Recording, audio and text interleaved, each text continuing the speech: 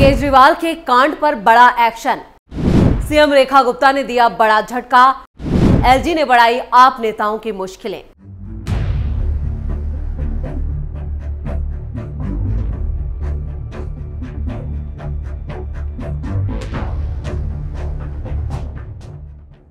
नमस्कार, आप सभी का बहुत बहुत स्वागत है। आप देख रहे हैं स्पेशल स्टोरी। मैं हूं परवीन शेख। मुख्यमंत्री रेखा गुप्ता ने जब से दिल्ली की कमान संभाली है, उसके बाद से ही वो फिल्म नायक की अनिल कपूर की तरह ताबड़तोड़ एक्शन मूड में है। उनके लिए फैसलों से दिल्ली की जनता भी राहत महसूस कर रही है। वहीं नेता विपक्ष आतिशी के होश उड़ चुके हैं। उनकी आंखों से नींद गायब है। उन्हें डर सता रहा है कब दिल्ली पुलिस उनके दरवाजे पर आकर खड़ी हो जाएगी और उन्हें अरेस्ट करेगी, क्योंकि उनकी सरकार ने जितने बड़े घोटाले किए हैं उसकी फाइल खुल चुकी है। वहीं दिल्ली की बीजेपी सरकार ने यह फैसला लिया है कि वो दिल्ली सरकार और उपराज्यपाल यानी केंद्र सरकार के बीच टकराव को सुलझाने के लिए जो कई अदालती मामले हैं उन्हें वापस लेगी।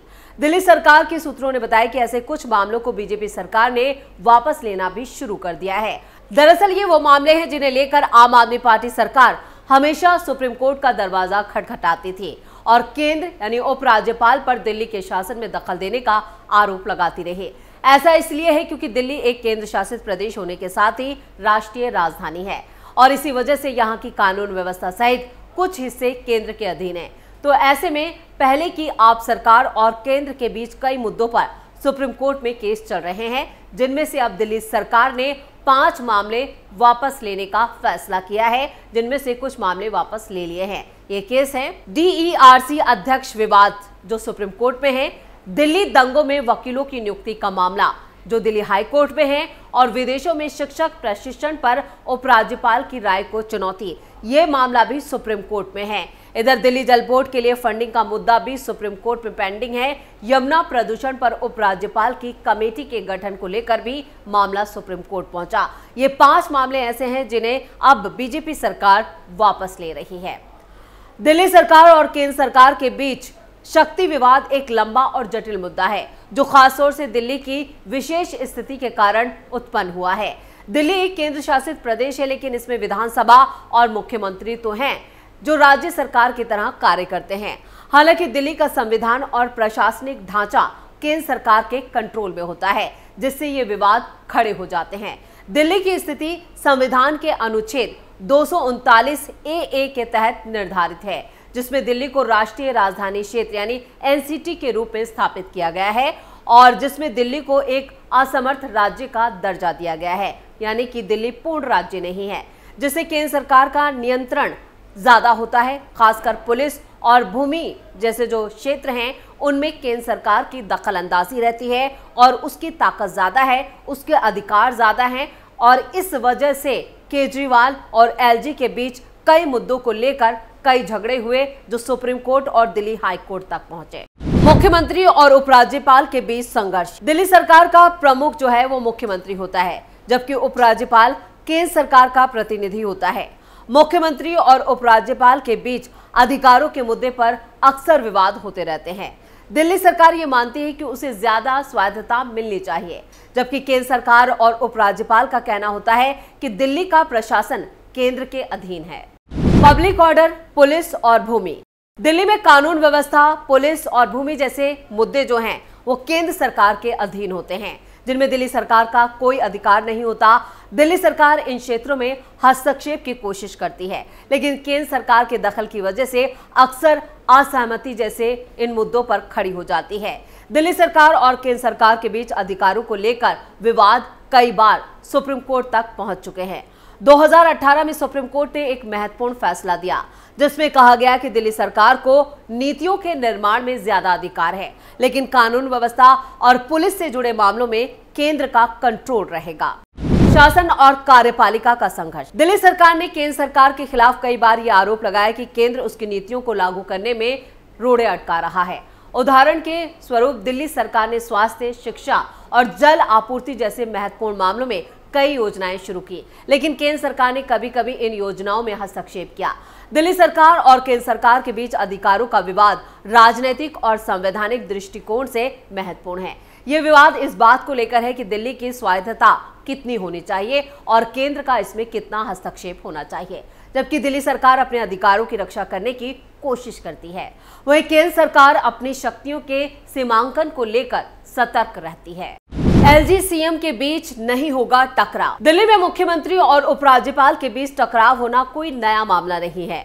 1998 में शीला दीक्षित के मुख्यमंत्री बनने के बाद से अब तक कई बार दिल्ली के निर्वाचित सरकार और उपराज्यपाल के बीच अधिकारों और प्रशासनिक कंट्रोल को लेकर संघर्ष देखने को मिला। लेकिन 2025 के विधानसभा चुनाव में प्रचंड जीत मिलने के बाद बीजेपी नेताओं की ओर से यह दावा किया गया कि अब एलजी और सीएम के बीच टकराव होने की कोई आशंका नहीं है, यानी दिल्ली में अब डबल इंजन सरकार है। चलिए आपको बताते हैं कि दिल्ली में एलजी और सीएम के बीच 1998 से लेकर 2025 तक कब कब किन मुद्दों पर टकराव हुआ और बीजेपी नेताओं का दावा क्या है। शीला दीक्षित बनाम एलजी विजय कपूर 1998 से 2004। साल 1998 से लेकर 2004 तक शीला दीक्षित सरकार और उपराज्यपाल विजय कपूर के बीच कई नीतिगत मामलों को लेकर मतभेद रहे। मुख्य रूप से दिल्ली पुलिस के नियंत्रण, सीलिंग ड्राइव और मास्टर प्लान जैसे मुद्दों पर दोनों के बीच विवाद हुआ। उस वक्त दिल्ली की शीला दीक्षित सरकार चाहती थी कि उसे ज्यादा स्वायत्तता मिले, लेकिन केंद्र सरकार के अधीन उपराज्यपाल ने कई बार योजनाओं पर अड़ंगा लगाया। केजरीवाल बनाम नजीब जंग 2013 से 2016। 2013 में आम आदमी पार्टी की सरकार बनने के बाद एलजी और सीएम के बीच पहली बार तकरार शुरू हुई। केजरीवाल सरकार ने दिल्ली पुलिस, भूमि और कानून व्यवस्था पर ज्यादा नियंत्रण की मांग की। नजीब जंग ने दिल्ली सरकार के अधिकारियों की नियुक्ति में दखल दिया, जिससे विवाद बढ़ा। केजरीवाल सरकार ने बिना एलजी की मंजूरी के विधायिका में बिल पेश करने की कोशिश की, जिसे रोक दिया गया। केजरीवाल ने नजीब जंग को मोदी सरकार का एजेंट कहा और एलजी ऑफिस पर धरना तक दिया। केजरीवाल बनाम अनिल बैजल 2016 से 2021 तक। मुख्यमंत्री कार्यालय ने आरोप लगाया कि उपराज्यपाल बिना सीएम की सहमति के फाइलों को मंजूरी दे रहे थे। मुख्य सचिव अंशु प्रकाश पर आप विधायकों की तरफ से ये हमले किए गए और अफसरों ने हड़ताल कर दी। केजरीवाल ने एलजी अनिल बैजल पर अफसरों को हड़ताल पर रखने का आरोप भी लगाया। सुप्रीम कोर्ट ने 2018 में फैसला दिया कि एलजी को मुख्यमंत्री की सलाह पर कार्य करना होगा, लेकिन कुछ शक्तियां केंद्र सरकार के पास ही रहीं। केजरीवाल बनाम वीके सक्सेना 2022 से 2025। दिल्ली सरकार की नई आबकारी नीति यानी शराब घोटाला जो हुआ उसको लेकर एक्साइज पॉलिसी को लेकर एलजी और सीएम में तीखी झड़प हुई। एलजी वीके सक्सेना ने इस पॉलिसी की सीबीआई जांच की सिफारिश की, जिससे दिल्ली के डिप्टी सीएम मनीष सिसोदिया पर कानूनी शिकंजा कस गया। दिल्ली सरकार ने नवंबर 2021 में एक नई एक्साइज पॉलिसी लागू की थी और इस पॉलिसी के तहत दिल्ली में शराब के कारोबार को निजी हाथों में सौंपा गया, लेकिन यह पॉलिसी शुरू से ही विवादों में रही। बढ़ते विवाद को देखते हुए दिल्ली सरकार ने जुलाई 2022 में इस पॉलिसी को रद्द कर दिया और फिर से पुरानी नीति बहाल कर दी। 8 जुलाई 2022 के दिल्ली के उस वक्त के सचिव नरेश कुमार ने दिल्ली के उपराज्यपाल, आर्थिक अपराध शाखा, मुख्यमंत्री अरविंद केजरीवाल जो उस वक्त मुख्यमंत्री थे और डिप्टी सीएम मनीष सिसोदिया को एक रिपोर्ट भेजी।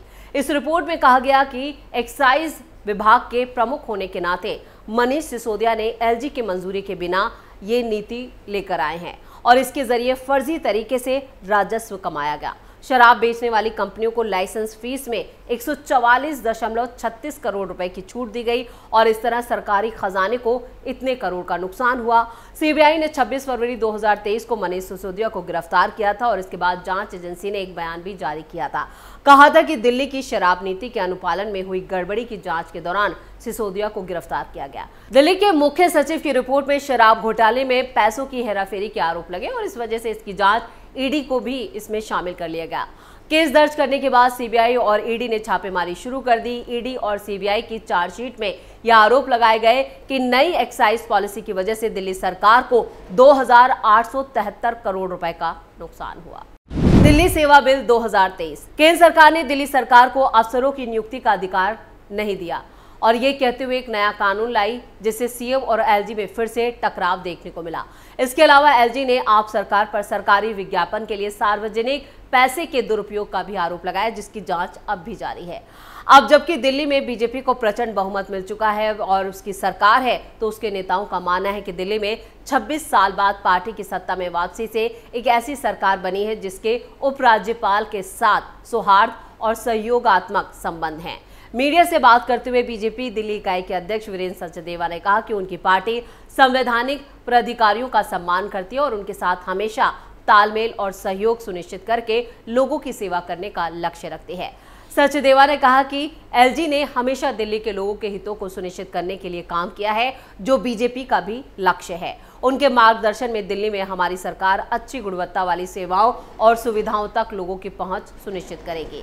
ये भी कहा कि बीजेपी अपने चुनावी घोषणा पत्र के मुताबिक दिल्ली को विकसित राजधानी बनाने के लिए काम करेगी।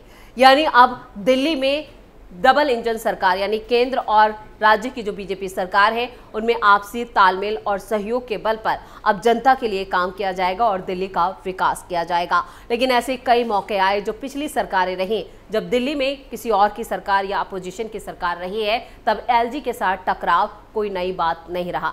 लेकिन अब जो सीएम रेखा का फैसला आया है उसके बाद 5 ऐसे बड़े मामले हैं जिन्हें अब विड्रॉ किया जा रहा है और वापस लिया जा रहा है, जिससे आम आदमी पार्टी नेताओं की मुश्किलें और बढ़ने वाली हैं। तो स्पेशल स्टोरी में इतना ही। वीडियो कैसा लगा कमेंट करके अपनी राय जरूर दें। वीडियो को लाइक करें, शेयर करें और कैपिटल टीवी को सब्सक्राइब जरूर करें।